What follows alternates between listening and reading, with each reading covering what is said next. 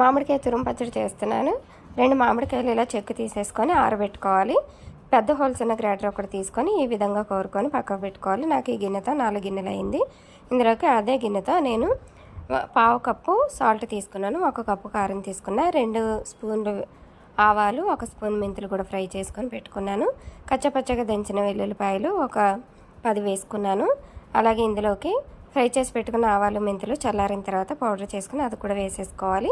ఇప్పుడు stove on చేసుకొని same కప్పుతో నేను 2 కప్పుల వేరుశనగ నూనె అయితే తీసుకున్నాను. నూనె వేడయ్యాక 1 స్పూన్ ఆవాలు, 1/2 స్పూన్ జీలకర్ర, ఎండుమిర్చి, గుప్పెడు కరివేపాకు, అలాగే ఇంగువ వేసుకొని తాలింపు వేసుకోవాలి. ఉప్పు ముందుగానే ఎక్కువ వేసుకోకూడదండి. నెక్స్ట్ డే ఉప్పు చూసుకొని సరిపోతే యాడ్ చేసుకోవచ్చు.